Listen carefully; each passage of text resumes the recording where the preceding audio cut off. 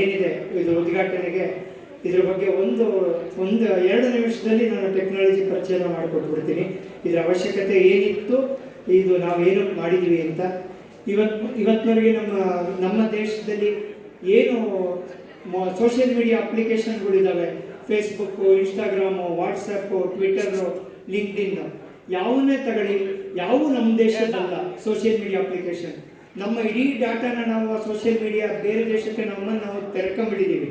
So ಅವಾಗ ನನಗಿದು 2018ರಲ್ಲಿ ನಾನು ಈ ಐಡಿಯಾನ ರಿಸರ್ವ್ ಮಾಡಿಸಿ ಒಂದು ಪೇಟೆಂಟ್ ತಗೊಂಡಿದ್ದು.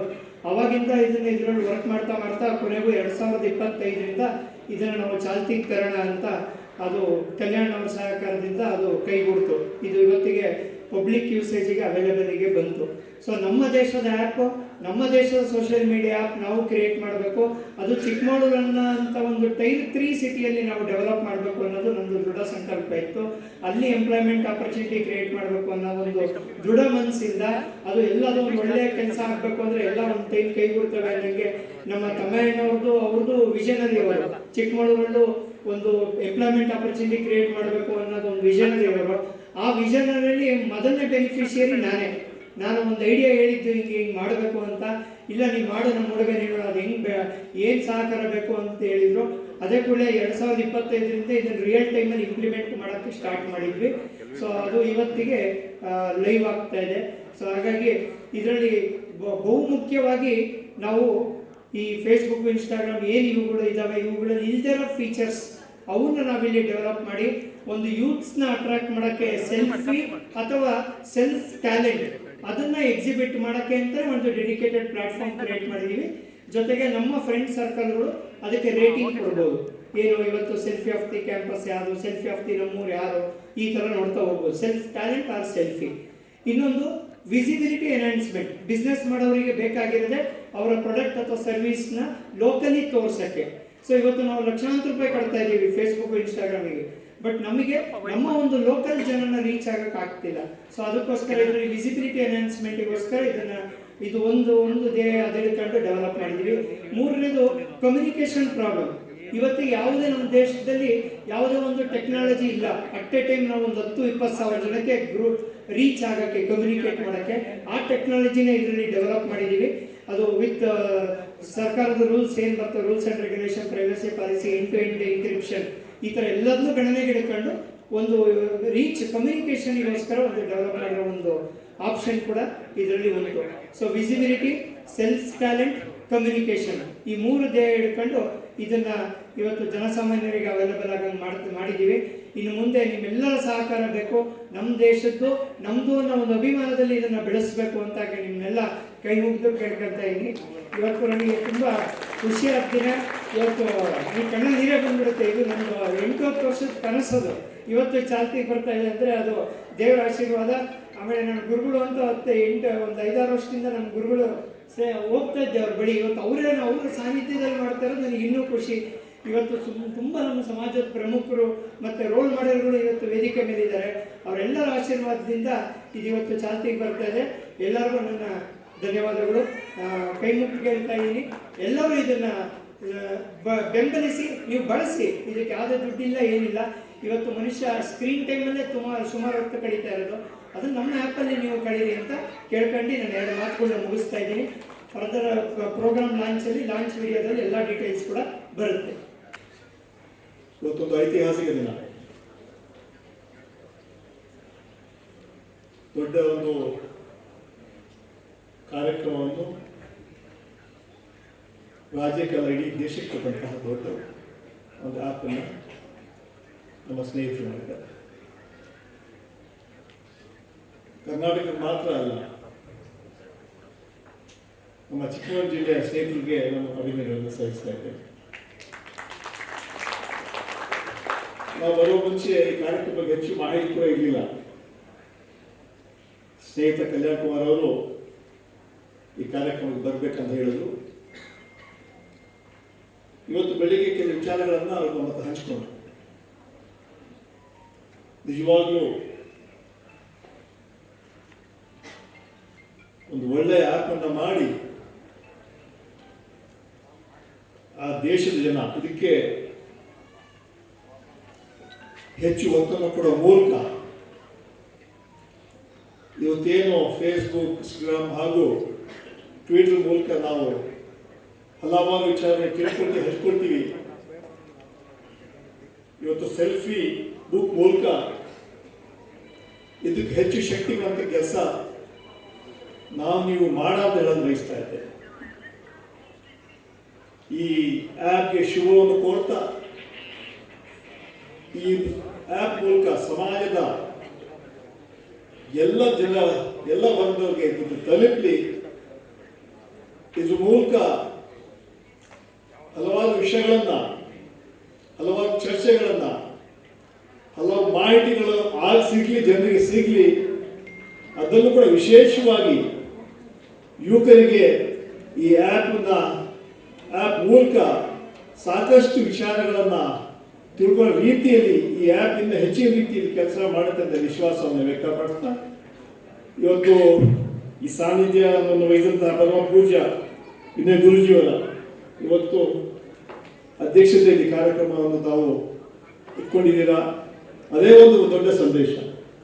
ಇವತ್ತು ಗುರುಜಿಯವರ ಆಶೀರ್ವಾದದಿಂದ ಈ ಆ್ಯಪ್ ಇನ್ನು ಹೆಚ್ಚಿನ ರೀತಿಯಲ್ಲಿ ಬೆಳೀಲಿ, ಈ ಆ್ಯಪ್ ಜನ ಮನೆ ಮಾತಾಗಲಿ, ಇದಕ್ಕೆ ಸಂಪೂರ್ಣ ಬೆಂಬಲವನ್ನು ವ್ಯಕ್ತಪಡಿಸ್ತಾ ಈ ವಿಶೇಷವಾಗಿ ತಮ್ಮೆಯವ್ರಿಗೆ ಹಾಗೂ ನಮ್ಮ ಸ್ನೇಹಿತರಾದ ಕಲ್ಯಾಣವ್ರಿಗೆ ಶುಭವನ್ನು ಕೊಡ್ತಾ, ಮತ್ತೆ ಇದರ ಆ್ಯಪ್ ತಯಾರು ಮಾಡ್ತಾ ಎಲ್ಲ ಸ್ನೇಹಿತರಿಗೆ ಅಭಿನಂದನೆ ಸಲ್ಲಿಸಿ ನಮ್ಮ ಸಂಪೂರ್ಣ ಬೆಂಬಲ ಸಹಕಾರ ಈ ಆ್ಯಪ್ನ ಕೊಡ್ತೀವಿ.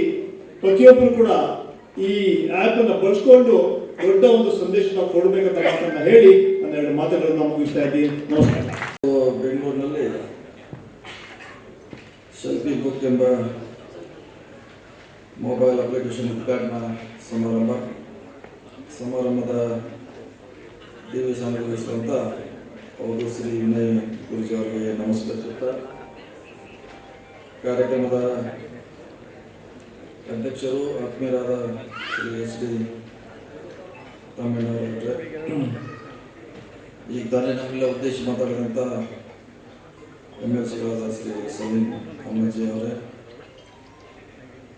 ಈಶ್ವರ್ ಕುಮಾರ್ ಹೆಗ್ಡೆ ಅವರೇ, ಕರ್ನಾಟಕ ಕಾರ್ಯನಿರತರ ರಾಜ್ಯಾಧ್ಯಕ್ಷರಾದ ಶಿವಾನಂದ್ ತಗೂರ್ ಅವರೇ, KC ವಿರೂಪಾಕ್ಷ ಅವರೇ, ಡಾಕ್ಟರ್ ಶಾಲಿನಿ ಮೆಲ್ಮೋಡ್ ಅವರೇ, ರಾಜ್ಯಾಧ್ಯಕ್ಷರು ಕರ್ನಾಟಕ ರಾಜ್ಯ ಸರ್ಕಾರ ನೌಕರ ಸಂಘದ ಅಧ್ಯಕ್ಷರು ಶ್ರೀ CS ಷಡಾಕ್ಷರಿ ಅವರೇ, ಆತ್ಮೀಯರಾದ BM ಸಂದೀಪ್ ಅವರೇ, ಇನ್ನೋರ್ವ ಈಗ ತಾನೇ ಮಾತಾಡಿ ಮುಗಿಸುವಂತ ಅವರೇ, ಈ ಕಾರ್ಯಕ್ರಮದ ಭಾಗದ ಎಲ್ಲ ಆತ್ಮೀಯ ಬಂಧುಗಳೇ, ಮಾಧ್ಯಮದ ಮಿತ್ರರೇ, ಇವತ್ತು ವಿಶೇಷವಾಗಿ ನಾವೆಲ್ಲ ಹೆಮ್ಮೆ ಪಡುವಂಥ ದಿನ ಅಂತ ನಮ್ಮ ಸಾಧನೆ. ಇವತ್ತು ಬೇರೆ ಬೇರೆ ಅಪ್ಲಿಕೇಶನ್ನ ನೋಡ್ತಾ ಇದ್ದೀವಿ ನಾವು. ಬೆಂಗಳೂರಿನಿಂದ ದೂರ ಇರುವಂಥ ಚಿಕ್ಕಮಗಳೂರಿನ ಮಣ್ಣಿನಿಂದ ಹೊಸದಾಗಿ ಇವತ್ತು ಸೆಲ್ಫಿ ಬುಕ್ಕನ್ನು ಪ್ರಾರಂಭ ಆಗಿದೆ. ಅದಕ್ಕೆ ಕಾರ್ಯಕರ್ತರಾದ ಮಂಜೇಶ್ ಬೆನ್ನೂರವರು, ಅದಕ್ಕೆ ಸಹಕಾರ ಮಾಡಿದಂಥ KK ಕಲ್ಯಾಣ ಕುಮಾರ್ ಅವರಿಗೆ ಮೊದಲನೇದಾಗಿ ಅಭಿನಂದನೆಗಳನ್ನು ಸಲ್ಲಿಸಲಿಕ್ಕೆ ಇಚ್ಛೆ ಮಾಡ್ತಾರೆ. ಇವತ್ತು ಬಹಳ ದೊಡ್ಡ ಕೆಲಸಕ್ಕೆ ಕೈ ಹಾಕಿದ್ದಾರೆ. ಇದು ಮುಂದಿನ ತಿಂಗಳಲ್ಲಿ ನವೀನ್ ಅವರು ಹೇಳಿದಂಗೆ ಸುಮಾರು 60 ಕೋಟಿ 80 ಕೋಟಿ ಮತ್ತು ಇನ್ಸ್ಟಾಗ್ರಾಮು ಫೇಸ್ಬುಕ್ನೆಲ್ಲ ಜನ ಮೆಂಬರ್ ಆಗಿದ್ದಾರೆ, ಸಬ್ಸ್ಕ್ರೈಬ್ ಮಾಡಿದ್ದಾರೆ. ಅದೇ ರೀತಿಯಲ್ಲಿ ಈಗಾಗಲೇ ಬೆಂಗಳೂರು ದೇಶ ಅವರು ಎಷ್ಟು ಪ್ರಾರಂಭ ಆಗಿ ಎಷ್ಟು ದಿವಸ ಆಯ್ತದೆ ಏನದು ಅಂದಾಜು ಎಷ್ಟು ದಿವಸ ಆಯ್ತದೆ ಪ್ರಾರಂಭ ಆಗಿದ್ರೆ ಈಗ ಮಾಡಬೇಕು. 8 ವರ್ಷದಿಂದ ಸತತ ಪ್ರಯತ್ನದಿಂದ ಇವತ್ತಿಗೂ ಯಶಸ್ವಿ ಆಗಿದ್ದಾರೆ. ಆ ಇವತ್ತಿನ ಮೆಂಬರ್ ಆಗಬೇಕು ಆಗಿದ್ದಾರೆ, ಅವರು ಟ್ರಯಲ್ ಆಗಿದ್ದಾರೆ. ಸೊ ಪ್ರಾರಂಭ ಇವತ್ತು, ಸೊ ಇವತ್ತಿಂದ ಪ್ರಾರಂಭ. ಸೊ ನೀವು ಅದನ್ನು ಯಾವ ರೀತಿ ಡೆವಲಪ್ ಮಾಡ್ತಾರೆ, ಅದ್ರ ಮೇಲೆ ಜನ ಅಟ್ರಾಕ್ಷನ್ ಆಗ್ತಾರೆ, ಆಕರ್ಷಣೆ ಆಗ್ತಾರೆ. ಕರ್ನಾಟಕದಿಂದ ಪ್ರಾರಂಭ ಮಾಡಲಿಕ್ಕೆ ನಮ್ಮಲ್ಲಿ ಪ್ರವಾಸಿ ತಾಣಗಳಷ್ಟು ಇನ್ನೂ ಅನ್ಐಡೆಂಟಿಫೈ ಬಹಳಷ್ಟಿದೆ. ಒಂದು ಒಂದು ಇನ್ಸ್ಟೆನ್ಸ್ ಮೂಲಕ ಮಾತಾಡಬೇಕಂದ್ರೆ, ಶಿವಮೊಗ್ಗದಲ್ಲಿ ಒಂದು ಹುಡುಗಿ 10 ವರ್ಷದ ಹುಡುಗಿ, she be getting on to a bus ಹತ್ತುತ್ತಾ ಇರಬೇಕಿದ್ರೆ ಅವಳು ಬಸ್ಸಿಂದ ಕೆಳಗೆ ಬೀಳ್ತಾಳೆ. ಬಸ್ಸಿಂದ ಕೆಳಗೆ ಬಿದ್ದಾಗ ಅವಳಿಗೆ ಬ್ರೈನ್ಗೆ ಜೋರಾಗಿ ಇಂಜುರಿ ಆಗುತ್ತೆ. ಅವಳಿಗೆ ಇಂಜುರಿ ಆದಾಗ ಅವಳಿಗೆ ಬ್ರೈನ್ ಸ್ಟೆಮ್ ಡೆತ್ ಅಂತ ಒಂದು ಡಿಕ್ಲೇರ್ ಮಾಡ್ತಾರೆ, ಅಂದರೆ ಅವ್ಳು ಬ್ರೈನ್ ಕೆಲಸ ಮಾಡ್ತಿಲ್ಲ ಅಂತ. ಅದೇ ಟೈಮಲ್ಲಿ ಬೆಂಗಳೂರಿನಲ್ಲಿ ಒಂದು 6 ವರ್ಷದ ಹುಡುಗಿಗೆ ಹಾರ್ಟ್ ಫುಲ್ ಫೇಲ್ ಆಗಿ ಅವಳಿಗೆ ನಡೆಯೋಕ್ಕಾಗ್ತಿರಲ್ಲ.